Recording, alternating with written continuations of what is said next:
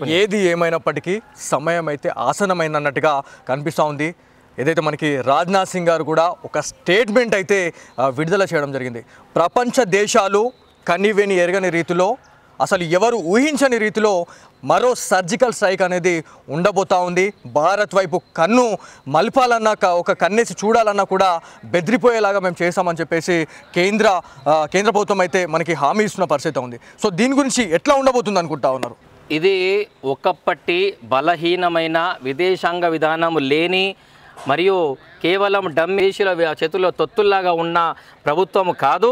ఇప్పుడు వచ్చింది బలమైన ఎన్డీఏ ప్రభుత్వము, బీజేపీ ప్రభుత్వం. కాబట్టి ఇప్పుడు ఉన్న వాళ్ళందరూ కూడా జాతీయవాదులు. కాబట్టి ఇప్పుడు ఎవరైనా బాలాకోట్ దాడి తర్వాత ఏ విధంగా అయితే సర్జికల్ స్ట్రైక్ జరిగిందో అదే విధంగా మళ్ళీ అంతే భయంకరంగా, అంతకంటే భయంకరంగా అయిన సర్జికల్ స్ట్రైక్ చేయాల్సిందే. దానికి మోడీ గారు, అమిత్ షా గారు, రాజ్నాథ్ సింగ్ గారు, అదేవిధంగా అజిత్ దోవల్ గారు ఏదైతే నిర్ణయం తీసుకున్నారో ప్రజలు దానికి హర్షించాల్సిందే. ప్రతి ఒక్క పౌరుడు, భారతీయ పౌరుడు అందరూ కూడా వారిని సమర్థించాల్సిందే. సో దీంట్లో ఈ విషయం జరిగిన తర్వాత దాదాపు ప్రతి ఒక్క సోషల్ మీడియాలో ఒక పోస్ట్ పెడుతున్నారంటే ప్రతి ఒక్క హిందువులు ఇవాళ మేలుకోవాల్సిన రోజుగా చెప్పుకోవాలని చెప్పేసి ప్రతి ఒక్కరు చెప్తా ఉన్నారు. అంటే ఇది వాంటెడ్లీ ఒక మతాన్ని ఉద్దేశించి వాళ్ళ ఈ ఉగ్రదాడి జరిగింది. సో ప్రతి ఒక్క హిందువు ఇప్పటికైనా కళ్ళు తెరవండి అని చెప్పేసి సోషల్ మీడియా వేదికగా చాలామంది వాళ్ళ పోస్టులు చేసిన పరిస్థితి ఉంది. ఫైనల్గా నిజామాబాద్ ప్రజలకు కావచ్చు, రెండు తెలుగు రాష్ట్రాల ప్రజలకు మీరు ఏం చెప్పాలనుకుంటారు? ఒకటే, ఈరోజు మళ్ళీ ఒకసారి పార్లమెంట్ సాక్షిగా అటల్ బిహారీ వాజ్పేయి గారు మరి భారతదేశం గురించి కొన్ని వాక్యాలు చెప్పడం జరిగింది. ఆ వాక్యాలు ఈరోజు చెప్తూ మరి ప్రతి ఒక్క యువత ఆ యొక్క భారతీయతను, జాతీయతను తమ దృష్టిలో పెట్టుకోవాల్సిందిగా కోరుతూ విషయం ఒకటే, ఏ భారత్ कोई भूमि का टुकड़ा नहीं, ये भारत एक जीता जागता राष्ट्र पुरुष है। ये वंदन की धरती है, ये अभिनंदन की धरती है, ये अर्पण की भूमि है, ये तर्पण की भूमि है। हम जिएंगे तो इस भारत के लिए, हम मरेंगे तो इस भारत के लिए। मरने के बाद भी गंगा नदी में बहते हुए हमारे हस्ती के कोई कान लगा के सुनेगा तो एक ही आवाज आएगा, भारत माता की जय, भारत माता की जय, भारत माता की जय। भारत देशం పట్ల విశ్వాసం కలిగి ఈ భారత పట్ల, ఈ భారతదేశం పైన కన్నెత్తి చూసిన వాడి ప్రతి ఒక్క కన్నుని పీకేస్తాం. ఈట్కా జవాబ్ పత్తర్సే అనే విధంగా మరి ఈ పాకిస్తాన్పై దాడి చేసి ఎటువంటి మరి ఇంకొకసారి మా భారతదేశంపై కన్నెత్తి చూడకుండా చేసి ఏ విధంగానైతే ఈరోజు ఇజ్రాయిల్ని బందీలను తీసుకెళ్తే గాజాని రూపు మాపు లేకుండా చేసినరో అదే విధంగా ఈరోజు పాకిస్తాన్ నామరూపాలు లేకుండా చేయాల్సిన అవసరం ఉంది. ఈరోజు భారతదేశం అంతా కూడా ఈరోజు ప్రధానమంత్రి మోదీ గారు, అమిత్ షా గారు, రాజ్నాథ్ సింగ్ గారు కావచ్చు, ఈరోజు భారతదేశంలో ఉన్న ఎన్డీఏ భారతదేశాన్ని రక్షించడానికి వచ్చే పార్టీ అయితే ఉందో వారందరూ కూడా ప్రతి ఒక్క భారతీయుడు, ప్రతి ఒక్క యువకుడు సహకరించాల్సిందే. ప్రతి ఒక్క యువకుడు సోషల్ మీడియా హర్షం వ్యక్తం చేయాల్సిందే. ప్రతి ఒక్క పార్టీ స్పందించాల్సిందే. ఒకవేళ ఇప్పుడు గనక ఏ పార్టీ అయినా సరే, యువకులారా వినండి, మనమంతా భారతీయులము. ఏ పార్టీ అయినా సరే టెర్రరిస్టులకు సపోర్ట్ చేసినా, టెర్రరిస్టులకు అనుకూలంగా మాట్లాడినా, వాళ్ళకు న్యాయ సహాయం చేయాలని చెప్పినా, వారికి సపోర్ట్ చేసినా పూర్తిగా పార్టీని నామరూపాలు లేకుండా ఈ భూమి మీద నుంచి జరిపేయాలని చెప్పేసి ఈ సందర్భంగా తెలియజేస్తూ, ఇటువంటి దాడి ఇంకోసారి చేయకుండా వారిపైన ఖచ్చితంగా సర్జికల్ స్ట్రైక్ కావచ్చు, మొత్తం దేశం మీద దాడి చేయవచ్చు, యుద్ధమే అయినా సరే ఇప్పుడు మాత్రం వదిలిపెట్టాల్సింది లేదు. ఏ విధంగానైతే గాజా నామరూపాలు లేకుండా అయిందో అదే విధంగా పాకిస్తాన్ నామరూపాలు లేకుండా చేయాలని చెప్పేసి మేమందరం భారతీయులుగా ఈ ప్రభుత్వాన్ని చాలా మంది కూడా సోషల్ మీడియా వేదికగా రెచ్చపూరితమైనటువంటి పోస్ట్ పెట్టడం జరుగుతూ ఉంది.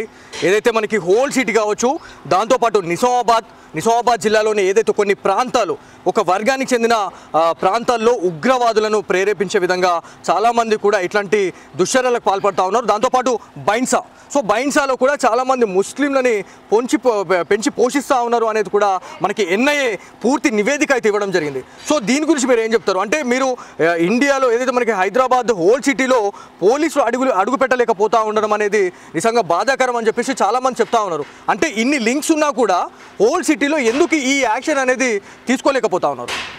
అయితే ఇప్పుడు కేంద్ర రాష్ట్ర ప్రభుత్వాల దగ్గర ఏవైతే కొన్ని బ్యాన్ చేసిన పిఎఫ్ఐ లాంటి కానీ, ఎస్ఐఓ లాంటి ఏవైతే స్టూడెంట్ ఆర్గనైజేషన్ ముస్లిం స్టూడెంట్ ఆర్గనైజేషన్ కావచ్చు, ఏవైతే దేశ వ్యతిరేకమైన విధానాలు వెళ్తున్నాయో, కేవలం ఒక మతానికి సపోర్ట్ చేస్తూ మరి వేరే మతాలను కించపరిచంగా పోస్టులు పెడుతున్నాయో, దీనికి సంబంధించి సోషల్ మీడియాలో ప్రతి ఒక్క డాటా ఉంటుంది. కాబట్టి అన్ని రాష్ట్రాలు అన్ని కేంద్ర ప్రభుత్వం, రాష్ట్ర ప్రభుత్వాలు, ఇంటెలిజెన్స్ బ్యూరో అంతా కలిసి ఎవరైతే దేశ వ్యతిరేక పోస్టులు పెడుతున్నారో, ఎవరైతే ఈ యొక్క దాడిని సమర్థిస్తున్నారో అట్లాంటి పోస్టుల్ని గుర్తించి వారిపై చర్యలు తీసుకోవాలి. వారిపై ఖచ్చితంగా వెంటనే దేశద్రోహం కేసులు పెట్టాలి. వాళ్లకు సపోర్ట్ చేసే ఏ పార్టీ వ్యక్తి అయినా సరే, ఎవడైనా సరే వాటిపైన క్రిమినల్ చర్యలు తీసుకోవాలి. దేశద్రోహ యాక్ట్ కింద కనీసం 10 ఏళ్ళు 20 ఏళ్ళు లోపలికి బయటకు రాకుండా చేయాలని చెప్పేసి ఈ సందర్భంగా డిమాండ్ చేస్తున్నాం. సో ఫైనల్గా ఏదైతే ఈ ఉగ్ర దాడిలో దాదాపు 4 అంటే మిలిటరీ యూనిఫామ్ వేసుకొని మరి దొంగ దెబ్బ తీయడం జరిగింది. సో దీంట్లో ఒక ఎక్స్ ఆర్మీ జవాన్ కూడా ఉన్నట్టు తెలుస్తూ ఉంది. అంటే పాకిస్తాన్ వక్రబుద్ధి ఎంత ఈజీగా క్లియర్ కట్గా మనకి ఒక కుక్కతో ఒక వంకర అనే విధంగా నిదర్శనంగా ఇవాళ వాళ్ళకి కనిపిస్తూ ఉంది. ఎందుకంటే ఒక ఆర్మీలో పనిచేసిన వ్యక్తిని మనం చూస్తే ఎంతో ధైర్యం, ఎంతో భరోసా అనేది ఉంటుంది. కాకపోతే అట్లాంటి మిలిటరీ కావచ్చు, ఆర్మీలో పనిచేసిన వ్యక్తి వల్ల దాదాపు 30 మందిని పొట్టన పెట్టుకోవడం అనేది కూడా చాలా వరకు కూడా బాధాకరం అని చెప్పుకోవాలా. ఇది కూడా ఒక ఫర్ ఎగ్జాంపుల్గా తీసుకోవాలని చెప్పేసి ప్రపంచ దేశాలు కూడా చెప్పుకున్న పరిస్థితి ఉంది. సో దీని గురించి ఇప్పుడు భారతదేశంలో ఏవైతే దేశభక్తి ఉన్నది, వాస్తవానికి మన మిలిటరీలో కావచ్చు, దీంట్లో కావచ్చు, మన జాతీయత భావాలు కలిగి ఉండి ఉన్నవారు మాత్రమే మరి దేశభక్తులుగా ఉన్న వాళ్ళు మాత్రమే ఆర్మీలో తీసుకోవాలి. క్లియర్గా వాళ్ళ యొక్క బ్యాక్గ్రౌండ్ చెక్ చేసి అసలు వీరు ఏ విధంగా పనికొస్తారో, ఈ భారతదేశానికి అనుకూలంగా ఉన్నారా లేదా, కేవలం ఒక మతానికి మతపడుతున్న విషయాన్ని గ్రహించి వాడు భారతదేశం పట్ల నిబద్ధత, విశ్వాసము, నిజాయితీగా కలిగి ఉన్న వాడిని మాత్రమే వాళ్ళ యొక్క ఉద్యోగాలు తీసుకొని చేస్తే మాత్రమే అవుతున్నది. ఇక్కడ విషయం ఏంటంటే ఎవరైతే ఆర్మీ యూనిఫామ్లో వచ్చి చంపే ప్రయత్నం చేసారో, చనిపోయిన వ్యక్తుల్లో కూడా ఆర్మీ వాళ్ళు ఉన్నారు. ఆ ఆర్మీ అయినప్పుడు, నేవీ అయినప్పుడు అతని వ్యక్తికి పిలిచి మరి మీరు కల్మా చదువు అని చెప్పి, కల్మా చదివితే వదిలేస్తామని చెప్తే అతను చదవకపోయినందుకు 42 బుల్లెట్లు అతని బాడీలో దించడం అంటే ఎంత కసి ఉన్నది. అంటే తన మతాన్ని అవలంబించకపోయినా, తన మతాన్ని గౌరవించకపోయినా మేము ఇదే విధంగా చంపుతామని చెప్పేసి భయపట్టించి చెప్పుకోండి మీ మోడీకి, మీ ప్రధానికి అని చెప్పి అంత ధైర్యం వచ్చిందంటే ఖచ్చితంగా స్థానికంగా ఉన్న కొందరు పార్టీలు స్వత్తాస్పలుతులని అర్థమైంది. కాబట్టి ఆ స్థానికంగా ఉన్న వాళ్ళు, పార్టీల వాళ్ళు కావచ్చు, ఎవరైనా సరే దేశద్రోహి గుర్తించిన ఆ పార్టీని ఎలక్షన్ కమిషన్ ఉందో ఆ పార్టీ యొక్క సభ్యత్వం రద్దు చేసి వాళ్ళందరిపైన దేశద్రోహం కేసు పెట్టి, ఇలా దేశ వ్యతిరేకమైన పార్టీలు ఎవరైనా సరే భారతదేశంలో పోటీ చేయాలంటే భారతీయత కలిగి ఉండాలి, జాతీయత కలిగి ఉండాలి అనే విధానాన్ని గట్టిగా అవలంబించే విధంగా ఈరోజు ఎలక్షన్ ఎగ్జాక్ట్లీ మీరు చెప్పినట్లే ప్రపంచ దేశాలు భారత్ని చూసి ఇవాళ ప్రశంసల జల్లులు కురిపిస్తూ ఉన్నాయి. దాంతోపాటు భారత్ వైపు చూడాలంటే గడగడ వణికిపోతున్న పరిస్థితి ఉంది. కాకపోతే ఇంత బలంగా ఉన్నటువంటి భారత్, దాంతోపాటు ఈ ఆర్మీ ఉంది, మిలిటరీ ఉంది, ఇన్ని బిఎస్ఎఫ్ ఫోర్సెస్ ఉన్నాయి. కాకపోతే వాళ్ళందరినీ దాటేసి వీళ్ళు వచ్చి ఇంత ధైర్యంగా చేయడం అని అంటే వీళ్ళ వెనుక ఎవరున్నారు అనుకుంటున్నారు? అంటే ఎంత ధైర్యం ఉంటే ఇంతటి దుశ్చర్యకు పాల్పడతారు అనేది కూడా మనం మాట్లాడుకోవాలి. ఎందుకంటే అక్కడ మీరు చెప్పినట్టే ఒక ఆర్మీ జవాన్ని షూట్ చేసే టైంలో వాళ్ళ వైఫ్ నన్ను కూడా చంపేయండి అని చెప్పేసి అంటే మిమ్మల్ని మేము చంపబోయేది లేదు, మీరు మీ మోడీ గారికి చెప్పుకోండి అంటే వాళ్ళు ఎంత అగ్రెసివ్గా ఉన్నారు, వాళ్ళ బుద్ధి అనేది ఎంత చూయించుకున్నారు అనేది ఖచ్చితంగా మనం మాట్లాడుకోవాలి. ఇక్కడ ఒకటే వాళ్ళ ఉద్దేశం వల్ల భారతదేశాన్ని ముక్కలు చేయడం, భారతదేశాన్ని నాశనం చేయడం అనేది. కాబట్టి దానికి వాళ్ళు చేసే ప్రయత్నం, పెట్టిన పేరు ఏంటంటే పలానా వెళ్ళి చెప్పుకోండి అని చెప్పే ప్రయత్నం చేస్తున్నారు. కానీ భారతదేశంలో హిందువులు ఐక్యతగా ఉండాల్సిన అవసరం అవుతుంది, భారతీయులు ఐక్యంగా ఉండాల్సిన అవసరం ఉంది. ఎవరు రెచ్చగొట్టినా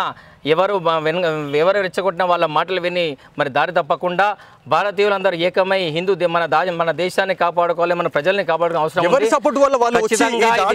ఉంది. ఇది స్థానికంగా ఉన్న కొన్ని పార్టీలు ఉగ్రవాదులకు బహిరంగంగా మరియు అంతర్గతంగా వాళ్ళ ఫైనాన్షియల్గా సపోర్ట్ చేస్తే ఎవరుతున్నారో వాళ్ళని ఖచ్చితంగా గుర్తించాలి. వాళ్ళపైన ఖచ్చితంగా కేంద్ర ప్రభుత్వాలు చర్యలు తీసుకొని దీనిపైన మాత్రం ఇప్పుడు వదిలిపెట్టలేదు. ఇప్పుడు వదిలేస్తే మాత్రం మళ్ళీ దాడి జరిగే అవకాశం ఉంది. కాబట్టి ఇంటెలిజెన్స్ బ్యూరో క్లియర్గా హెచ్చరించిన తర్వాత వాళ్ళు చేసిన ప్రయత్నంలో మరి జమ్మూ కాశ్మీర్లో ఈరోజు పచ్చని వాతావరణం, చల్లని వాతావరణంలో మరి తెల్లని మంచులో మరి రక్తాన్ని చిందించే ప్రయత్నం చేసి ఈరోజు మళ్ళీ శాంతియుతమైన వాతావరణాన్ని భగ్నం కలిగించారు. కాబట్టి శాంతియుత వాతావరణం కావాలంటే ఏటిక జవాబు పత్తరసే అన్నట్టుగా మళ్ళీ సర్జికల్ స్ట్రైక్ లాంటి భయంకరమైన దాడి చేయాల్సిందే, వదిలిపెట్టే ప్రసక్తి లేదు. ఎవరైనా సరే ఈసారి మాత్రం భయంకరమైన దాడులు జరిపి వాళ్ళని ఇంకోసారి మా భారత గడ్డపైన దాడులు చేయడానికి భయపడే విధంగా మరి పాకిస్తాన్ హెచ్చరించవలసింది ఈ సందర్భంగా మేము కోరుతున్నాం.